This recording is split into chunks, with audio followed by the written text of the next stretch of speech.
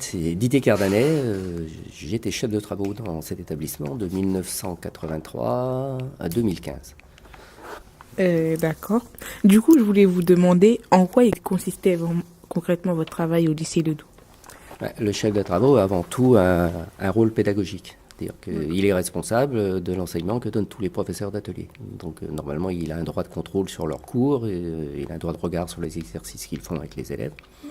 Il s'occupe en plus de la gestion, de l'approvisionnement des ateliers, de l'achat des machines-outils, enfin de la maintenance et des relations avec les entreprises, qui est un très gros travail. C'est lui qui est chargé des relations avec les entreprises. À l'époque, il n'y avait pas d'adjoint. Il n'y avait que deux têtes. Le proviseur s'occupait de l'enseignement général, le chef de travaux s'occupait de l'enseignement professionnel. Maintenant, la structure, c'est un peu, il y a un proviseur qui a deux adjoints. Le DDF qui gère l'enseignement professionnel et l'autre adjoint qui gère l'enseignement général. Mais le DDF, par exemple, il n'a pas de compte à recevoir de l'adjoint. Il ne dépend que du chef d'établissement. C'est vraiment d'une structure pyramidale. Voilà.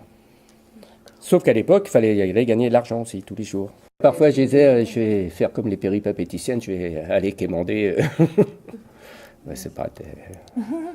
Mais je passais beaucoup de temps à aller quémander comme ça, et au téléphone, à réclamer de l'argent, réclamer... Pour pouvoir pour pouvoir faire fonctionner, non, pour faire fonctionner le lycée carrément, parce que on avait pas de sous. Il y avait pas de budget atelier. Je vous dis, je commençais l'année avec moins 40 000 francs. Donc il fallait du carrelage, il fallait des parpaings, il fallait de la ferraille, il fallait du bois. Puis on vendait tout à l'époque. C'est-à-dire, tout ce qu'on fabriquait, on le vendait parce qu'on ne pouvait pas faire autrement. On construisait des pavillons à l'extérieur aussi, qu'on vendait. On faisait des travaux industriels. Ici, on faisait des travaux en permanence. C'était la rigolade, quoi. Avant, on construisait tout. Oui, on avait une grue, on avait tout. Tout ça était construit par les élèves. C'est les élèves qui construisaient le nouveau lycée? Non, mais c'est l'ancien. L'ancien lycée? On a grandi lycée, oui, parce qu'il faut savoir qu'avant, les lycées appartenaient à l'État. Et l'État n'avait jamais de sous pour les lycées. Donc, on construisait tout nous-mêmes. Et du coup, est-ce que votre travail, il vous procurait un certain plaisir, particulièrement au lycée Ledoux ou même en général? Ah, moi, j'ai toujours bien aimé mon travail. La preuve, je suis parti à la retraite quand je ne pouvais plus. Oui. Je suis parti à 65 ans parce que je ne pouvais pas poursuivre après. Mais je suis toujours venu. Enfin, comment dire, je ne suis jamais venu à reculons au travail. Oui. Même si ce n'était pas toujours facile.